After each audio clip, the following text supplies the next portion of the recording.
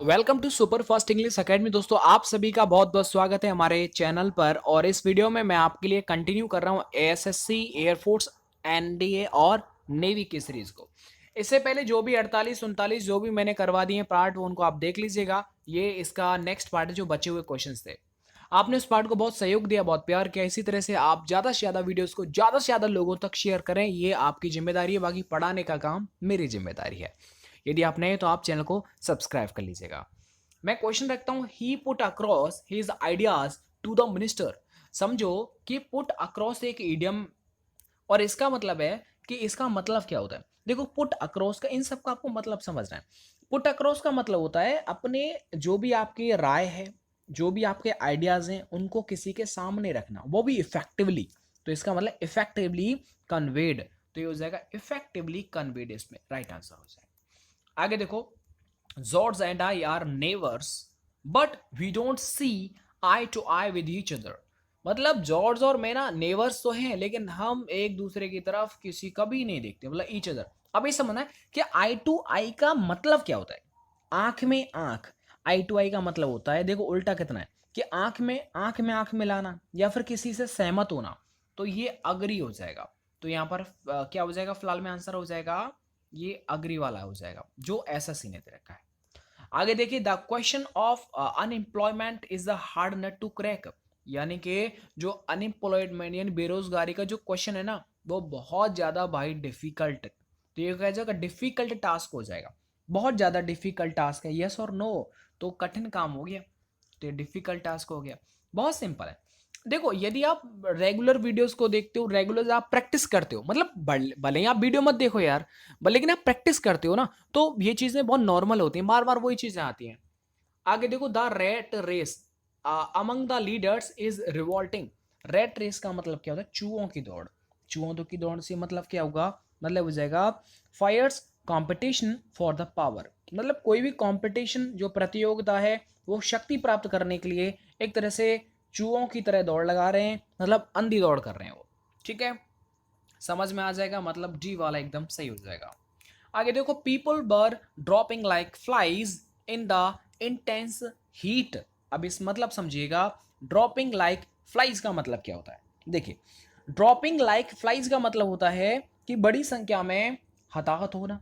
इसका मतलब है कोलैप्सिंग इन लार्ज नंबर। तो ये हो जाएगा कोलैप्सिंग लार्ज नंबर, मतलब ए वाला एकदम सही हो जाएगा। इसके बाद चलिए आगे बढ़ जाते हैं, और आगे आपको इनको सही करना है। All the students have passed out of the final examination. अब ये समझना है कि सही है पास्ड आउट या फिर इसकी जगह कुछ और करना चाहिए। समझिएगा आप, याद रखें कि इस जगह पर ओनली पास्ड आना चाहिए, आउट नहीं आना चाहिए। ऐसा क्यों बोला, क्योंकि पास का मतलब होता है पास होना, मतलब उत्तीर्ण होना। और पास का अर्थ, कि इसका जो मीनिंग होता है, इसका मतलब ये होता है कि पास होना, पास होकर के निकल रहा है कोई व्यक्ति। तो पास के साथ कभी भी प्रपोजिशन का यूज ही नहीं करते। तो ये क्या हो जाएगा, आउट जो दे रखा है वो गलत दे रखा है, वो ऑलरेडी पास्ड आ जाएगा। तो ये हो जाएगा पास्ड आ जाएगा। यहाँ पर मैंने आपको रीजन भी समझाया कि भैया ऐसा क्यों होता है, इनको आप समझिएगा। आगे देखिए, the greater part of the building had been destroyed. देखो, कभी भी किसी बिल्डिंग का यदि कोई पार्ट डिस्ट्रॉय नहीं कह सकते उसे, उसे बोल सकते हैं डेमोलिस्ड। ठीक है, डेमोलिस्ड आपने खूब टीवी में सुना सुना होगा, एनडीआरएफ की टीमें लगती हैं। मतलब इमारत, कोई बिल्डिंग है, उसके हिस्से को अगर गिराने के लिए अगर कोई वर्ड यूज किया जाता है, तो वो डेमोलिश यूज किया जाता है। मतलब किसी चीज को ढाना। भाई बिल्डिंग को ढाते ही तो है, डिस्ट्रॉय थोड़ी करते हैं, उसे ढाते हैं। ठीक है, नीचे बॉम्ब वगैरह लगा दिया, आपने देखा होगा जम्मू कश्मीर के अंदर। This is one of the best novel that have appeared this year. अब ये समझना है कि इस सेंटेंस में क्या आना चाहिए और कौन सा सही होगा। आप अपने दिमाग से भी सोच सकते हैं। देखिए, इसमें आपको कोई भी गलती नजर नहीं आ रही, ना मुझे आ रही, ना आपको आएगा, क्योंकि बिल्कुल सही है। ये प्रेजेंट में, ये भी इसमें आगे प्रेजेंट दे रखा है। ठीक है ना। तो ये चीजें धीरे धीरे जब आप समझ जाएंगे, तो ये चीजें आपके समझ में आने लग जाएंगी। मतलब आपको भी ऐसा लगेगा कि हाँ, मुझे बहुत समझ में आ रहा है। एक और देखिएगा कि this is the best novels, यहाँ पर अगर प्लूरल करें तो बेस्ट रहेगा, तो नोवेल्स आप कर सकते हो उसे। आगे देखिए, this course does not have any requirements. इसका मतलब है कि यहाँ पर प्री रिक्विजाइट आ जाएगा। यहाँ पर ऐसा क्यों बोला, क्योंकि इसका मतलब होता है कि अगर किसी सेंटेंस को सही करना है तो उसका मीनिंग भी देखना पड़ेगा कि पहले से कोई शर्त हो, तो उसे बोलते हैं प्री रेक्विजाइट। रीजन अलग है, उनका तो कोई मतलब ही नहीं है। आगे देखो, you abstained to speak ill of others. इसका मतलब समझेगा कि एक चीज समझिएगा आप कि एब्सटेन कभी भी आता है तो उसके बाद फ्रॉम आता है, और फ्रॉम आ जाएगा तो जो भी आएगा वो जीरेंड के रूप में आएगा, तो एब्सटेन फ्रॉम होता है। ये चीज आपको दिमाग में रख लेनी है कि एब्सटेन के बाद फ्रॉम आएगा और उसमें के बाद जो वर्ब आएगी वो आईएनजी के साथ आती है। तो एब्सटेन के प्रॉपर्टी के अनुसार यदि मैं बात करूं तो एब्सटेन के साथ फ्रॉम आता है और फ्रॉम के साथ वर्ब प्लस आईएनजी मतलब जीरेंड का यूज होता है। बस हो जाएगा काम। इतना इतना याद रखना आपको, और ज्यादा दिमाग ही नहीं लगाना आपको। आगे बढ़ जाते हैं। अब आपको देखो ये आई थिंक वन वर्ड होंगे। हाँ, large number of insects birds moving about. समझिएगा, इनका मतलब समझिए आप सबसे पहले कि मधुमक्खियों का जो झुंड होता है उसको क्या बोलते हैं, उसे बोलते हैं स्वार्म, SWARM, मतलब डी वाला एकदम से। Large number of insects birds moving about, तो ये हो जाएगा स्वार्म हो जाएगा। इन सबको आप धीरे धीरे जब समझेंगे। क्राउड का मतलब भीड़ होता है, ग्रुप का मतलब समूह, और पैक कोई सामान वगैरह को बांधते हैं ना, गठरी वगैरह बना देते हैं, उसे बोलते हैं। A person who readily believes others, तो ये क्या हो जाएगा, जो बहुत जल्दी किसी के ऊपर बहुत जल्दी भरोसा कर लेता है उसे बोलते हैं क्रेडुलस। तो क्रेडुलस हो जाएगा। क्रेडुलस का मतलब होता है जो बहुत जल्दी विश्वास करना। भोला वाला कोई व्यक्ति है, कोई आपके गांव का भोला है, भोला जब आपको याद आएगा मतलब समझ लीजिएगा वो क्रेडुलस है, मतलब बहुत जल्दी विश्वास करने वाला। सेंसिबल का मतलब जिसके अंदर समझ हो। सेंसिटिव का मतलब जो कोई चीज बहुत संवेदनशील है। क्रेडिबल का मतलब जिस पर विश्वास किया जा सके। इनक्रेडिबल जिस पर विश्वास ही नहीं किया सके, अविश्वसनीय। आगे बढ़ जाते हैं। Dry weather with no rainfall, ऐसा कोई सूखा मौसम जिसके अंदर बारिश वारिश नहीं होती है। मतलब क्या होता है, वो सूखा अकाल होता है, मतलब ड्रॉट। तो ये हो जाएगा सी वाला एकदम सही हो जाएगा। बाकी अलग स्पेलिंग है। समर का मतलब होता है गर्मी, डेजर्ट का मतलब होता है रेगिस्तान, और एक होता है ऑटम, ये हो जाएगा पतझड़। आगे बढ़ जाते हैं। अनरिलेटेड टू द सब्जेक्ट, ऐसी कोई चीज जो किसी सब्जेक्ट से रिलेट ही नहीं करती हो, मतलब उससे असंगत हो, उसे बोलते हैं इरेलीवेंट। तो इरेलीवेंट हो जाएगा मतलब ए वाला। आगे बढ़ जाते हैं। सुपरफिशियल का मतलब होता है कि जो एकदम सुपरफिशियल है, मतलब सतही टाइप का। एक है स्पेसिफिक, जो स्पेस मतलब विशिष्ट है कोई चीज। जनरल का मतलब साधारण हो जाएगा। आगे बढ़ जाते हैं।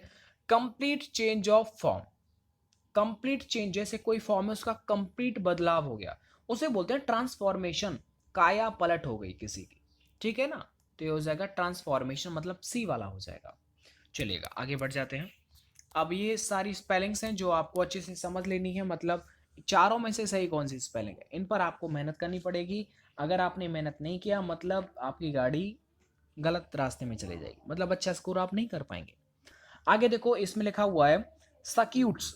देखो सक्यूट्स का मतलब क्या होता है, पहले आपने देखा होगा जब आप जैसे उत्तराखंड जाते हैं, मसूरी जाते हैं, तो वहां पर जो रोड्स होते हैं वो सक्यूट्स टाइप के होते हैं। सक्यूट्स का मतलब होता है कि टेढ़े मेढ़े, जो बिल्कुल सीधे नहीं है, ऐसे ऐसे ऐसे ऐसे ऐसे ऐसे। हाँ ये बेटा ये पहुंच गया, ठीक है, मसूरी हो गया। तो टेढ़े मेढ़े रास्तों को बोलते हैं सक्यूट्स, मतलब ए वाला स्पेलिंग एकदम सही है। बड़ा प्यारा मीनिंग है ये सक्यूट्स। आगे देखिए, असैसिनेशन, इस वाली स्पेलिंग को आप रट्टा मान लीजिए, मैं इसे याद कराता हूँ, काफी बार रिपीट हुआ है। इसमें याद रखना, दो गधा आई नेशन स्पेलिंग होती है। दो गधा ये हो गया, एक गधा ये हो गया, और एक गधा ये हो गया। दो गधा आई नेशन, ये आई हो गया, फिर आप इसमें नेशन लिख दो। ये वाली स्पेलिंग आप कभी गलत नहीं करेंगे। क्या, दो गधा आई नेशन, तो देखो इसमें देखो दो गधा किधर है, ये मिल गया, देखो एक गधा ये मिल गया, एक गधा ये मिल गया, आई और नेशन, तो इसका आई नेट लिख रहा है इसमें, असैसिनेट, ये सी वाला एकदम सही है। आगे देखिएगा, आगे मैलिएबल, तो मैलिएबल मतलब इसमें राइट आंसर हो जाएगा आपका ए वाला स्पेलिंग बिल्कुल सही है। देखिए समझिए कि मैलिएबल का मतलब क्या होता है। इसका मतलब होता है कि कोई भी जो धातु होती है मेटल, जिसे आसानी से कूट कूट करके बढ़ाया जाए, लचीला बनाया जाए, जैसे लोहे को आपने देखा होगा, ठीक है ना, मेटल्स टाइप का, मेटलों को कूट कूट करके छोटी मोटी किसी परत में बदल दिया जाता है, मतलब टूटे नहीं, और उसकी खूब कुटाई करके है ना, जो भी आप शेप देना चाहते हैं उसमें आप उसे डाल रहे हैं। आगे देखो, आगे प्लेटो, प्लेटो की स्पेलिंग आपको याद रखनी है, मतलब ए वाला स्पेलिंग एकदम सही है। आगे एक और है एम्बैरिश, तो एम्बैरेश की लास्ट स्पेलिंग है, मतलब बी वाला स्पेलिंग एकदम सही है। EMBARRASS। एम्बैरेश का मतलब होता है किसी को शर्मिंदगी फील कराना, ठीक है ना। एम्बैरेश का मतलब शर्मिंदा करना किसी को। तो दोस्तों मैंने आपको यहाँ पर आपको बहुत सारी स्पेलिंग्स जो भी इसके कॉन्सेप्ट थे उन सबको समझाया। इससे पहले ऑलरेडी मैं आपको कम से कम 48 से 49 वीडियोस दे चुका हूँ। उनको आप पूरे मन तन से आप उनका प्रैक्टिस करें, समझें, स्पेलिंग्स को लिखें। अगर आप प्रैक्टिस नहीं कर रहे मतलब ये भरोसा आप छोड़ दीजिए, आप पेपर पास करें। पेपर ज़्यादा टफ बिल्कुल नहीं आता, मैं आपको हर बार बोलता हूँ, चाहे वो नेवी का हो, चाहे एयरफोर्स का हो, चाहे एसएससी हो, पेपर टफ आता ही नहीं। और एयरफोर्स का तो बिल्कुल लॉलीपॉप आता है। अगर और नेवी एयरफोर्स का बहुत लॉलीपॉप आता है पेपर, मतलब कुछ है ही नहीं उसका लेवल इंग्लिश का। लेकिन सर कॉन्सेप्ट आप समझ लो बस और पार हो जाएगी नहीं यार। वीडियो को लाइक एंड शेयर करें अपने दोस्तों में, ज़्यादा से ज़्यादा इस वीडियो को ज़्यादा से ज़्यादा व्हाट्सएप ग्रुप फेसबुक पर जरूर शेयर करें। मिलता हूँ मैं आपको नेक्स्ट वीडियो के साथ। वीडियो को देखने के लिए आप सभी का बहुत बहुत धन्यवाद।